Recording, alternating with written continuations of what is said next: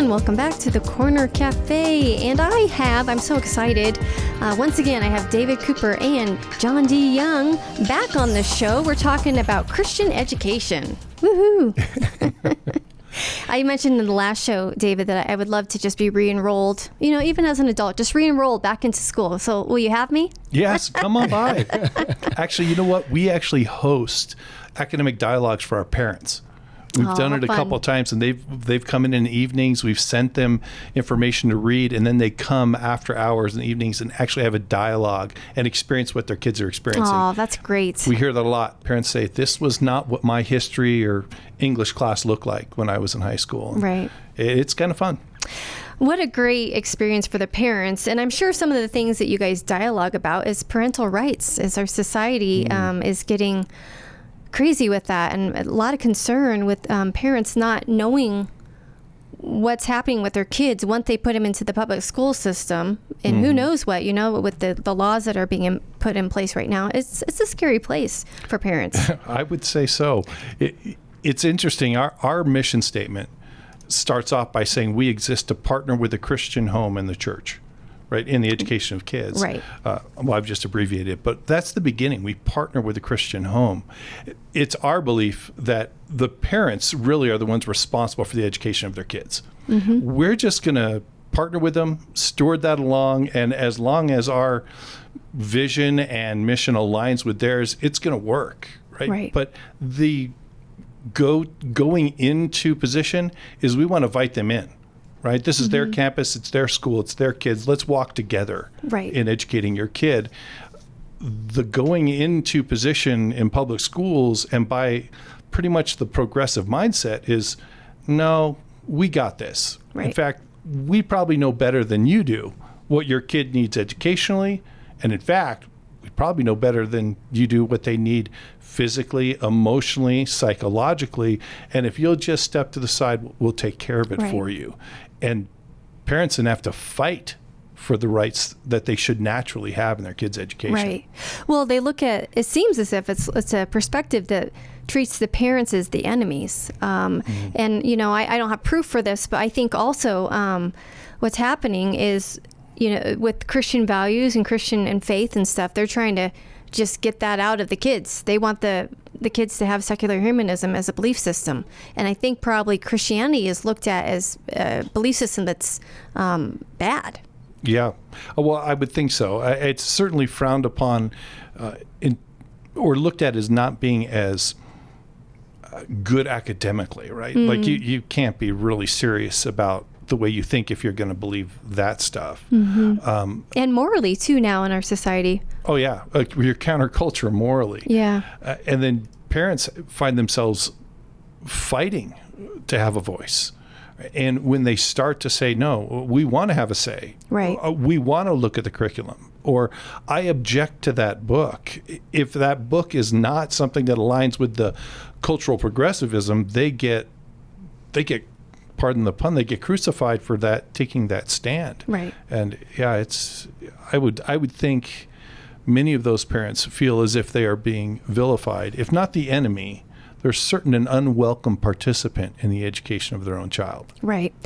How do you think, this is a really big question, and we're not going to solve it here in this segment, but how do you think this happened in our society where now we're at where we're at, where parents can't trust to send their kids to school, they can't trust what's being taught, the educational system, we talk about the progressive ideology, secular humanism ideology. It seems to be most in education. Thank God for what you guys are doing. Are in this bent, if you will. How do we change this? Prayer, obviously, what you guys are doing, but how did this come about? Wow. How did this come about? You're right. We're not going to answer that right now, at least not in full, because I believe there's a lot of aspects to how we got to this place. But I mean, it began when we made a decision as a nation. We're going to remove prayer and the Bible from schools. Yeah. And that's when it began, right? We decided that we are not going to build our educational infrastructure upon the foundation of God's truth. Well, at that point now, if you take that away, now we've got to grab onto something. And we're becoming stupider. I used that word in the last show. You did, yeah. But we have to hang on to something that is appealing to a very pluralistic society, and so we start to drift. Yeah. We certainly start to drift, and then you add to that we have a culture that shifted, a society that shifted, that we're willing to trade freedoms for freebies. Right. And we've done it all over the place, That's right? powerful. And it begins with, it didn't begin with, but wow, free healthcare. Well, that's great. I'm going to give up some choice then if I get free healthcare. Right. I'm going to give up a little bit of my paycheck and serve taxes, but it's going to help overall. At least that was what we were led to believe. I'm going to give up whatever other freedom it is so that my kid can get a free or reduced lunch at school.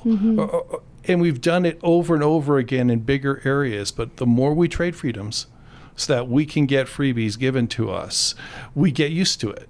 Right. And we accept it and we're okay with it. And then as that moves, the needle starts to move farther and farther. And all of a sudden, 50, 60 years later, we wake up and go, wait. What just happened? What's happening with our society? And everyone's like, what are we? And it's because, and I would say too, the foundation of education, that's where it got attacked first. So the hole in the boat, if you will, was that. And then people are not getting properly educated because they don't have a school like your school to properly educate and have people think critically. So if you don't have the skill to think critically, you're going to start to give up your freedoms because you're not going to pull from that thing you learned in history that, first of all, our founding fathers, they fought for us to have freedoms. And then when they tried to do this in this other country at this time in history, that didn't really work out so well. But if you don't have that foundation of education to pull from, to have critical thinking, then here you go in the society, right? So the society as a whole starts to make choices that go down that path.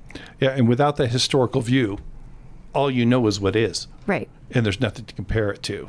Exactly. And you're right. Then we gleefully go down that path farther and farther and farther.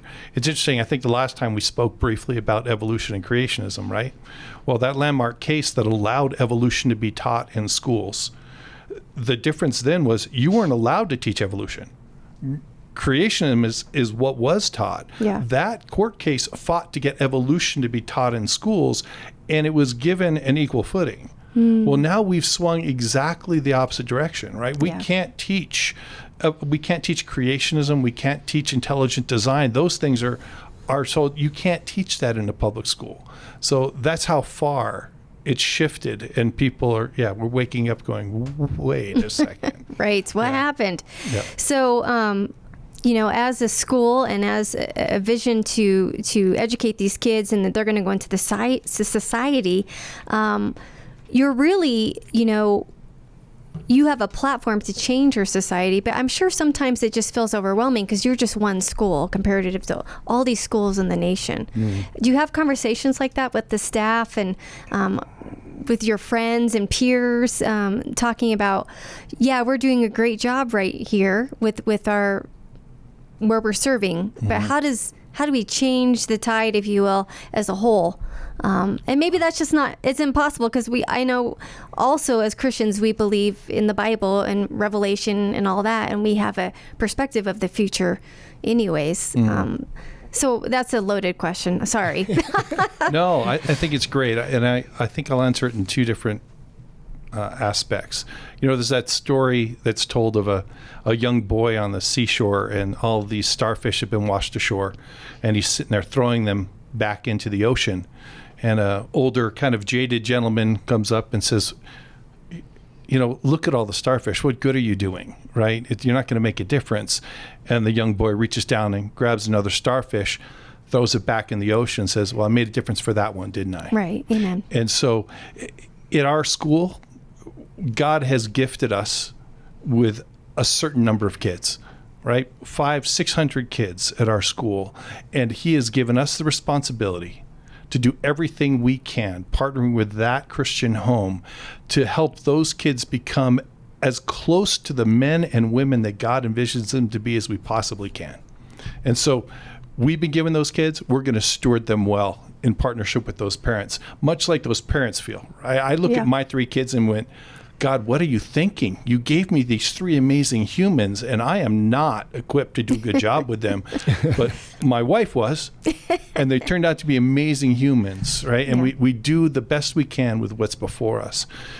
But beyond that, I think to speak hope to the people that are listening, there's a great network of Christian schools in America, and we are talking. We are sharing. One of the things I tell my people at my school is, if we're doing it, let's give it away. We don't charge for any of the stuff we develop. We want to share it because we want to strengthen other Christian schools. They're not my competition. Right. The rising tide lifts all boats. Right. And we need to continue to create as many of those graduates that can then leave and have an exponential impact on the culture around us. So that's how we make a change. Right. One student at a time, one school at a time. Those that are in public schools, I would say it's time to stand. Yeah. You know, we often say, they talk about, I'm going to go and be salt and light. And my question is, if you're going and just being a good person in a public school, you're really not being salt and light. Right. Are you speaking out boldly in your classes and with your classmates about the gospel? Right. Are you speaking that hope in your classrooms? Because if you're not, I don't know that you're really being salt. Right. You're just a good person in a really hard place. Right. Yeah, and that's a really good point. And then likewise, kids oftentimes don't have the ability yet, because it says in the Bible for the parents to train up the kids in the way they should go.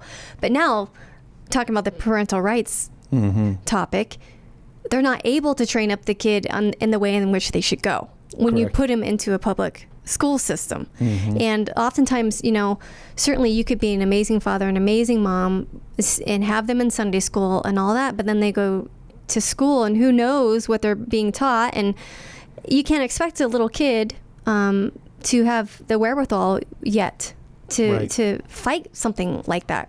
David, so I heard you say one time, talking about the amount of hours and time school is. And I think that when I'm a parent, I'm a newly parent, I'm thinking about where my kid's going. And I think about, if I have that many hours, where am I going to send my child? Yeah. Right. When I have that. Tell me a little bit about that, because I think that statistic is something parents don't think about and they need to know. Right. Yeah, I think going back to, I'll get to that in just a second.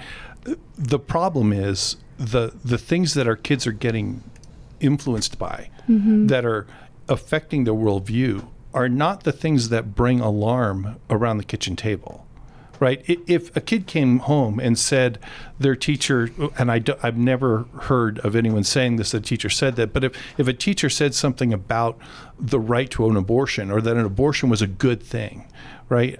I think if that came up around most Christian dinner tables, that's going to raise some red flags, and they're going to want to engage in a conversation about that topic. That's easy to go, oh, that's a problem point. The issue comes in when it's more subtle, right? Yeah. When there's comments talking about that go to secular humanism, saying, no, it's all about what we can do as a society, and pursuing the ideals of where man's on the throne. Right. Well, those are harder to undo and harder to understand. Right. You send a kid to school beginning in kindergarten through 12th grade. If they're involved in any kind of extracurricular activity, you are giving away 15,000 hours of influence to someone. Wow. Yeah, that's an incredible statistic. Yeah. I mean, it is. When you put it like that, yeah. That's sobering. Sobering, yep. 15,000 hours from kindergarten through 12th grade. Those are hours of influence you're giving to some person, some teacher, some coach. Yeah. We think about the school year in such a small period of time, or how many hours in a given day, and we forget the amount of influence that is, and what we're giving up. And if we are not aligned with the institution, right? If you can't look at their statement of faith and go, okay, I'm on board with that, well, then you're giving that 15,000 hours of influence off to someone who doesn't agree with you, and in many cases is actually adamantly opposed to your position and what you believe. Well, Malcolm Gladwell, in his book Outliers, right, he determined that 10,000 hours of practice is what makes you an expert. right? So 10,000 hours of you practicing the violin, you're going to be pretty good at the violin. Yeah. If John spends 10,000 hours making omelets, you're going to want to eat his omelet. A lot. Right? A lot, yes. And whatever master you're sitting at and learning from, exactly. your omelet is going to look a lot like theirs. Right. And the playing of your violin is going to sound a lot like that master. Right. Well, that's 10,000 hours. Yeah. We're talking about 15,000 hours. Wow. You're Yep. going to come out mastering something, Yep. and you are going to look and sound like the master Powerful. whose feet you're sitting at. Right. Yep. Powerful. I mean, Christian parents, you just can't. This isn't something that's like, well, maybe. No, it's critical. You have your kid in a good school. Yeah, it is. Yeah. Well, I've been talking with David Cooper and John DeYoung with Front Range Christian School. We're gonna go to a break. They're gonna be coming up in some other shows, so look for that.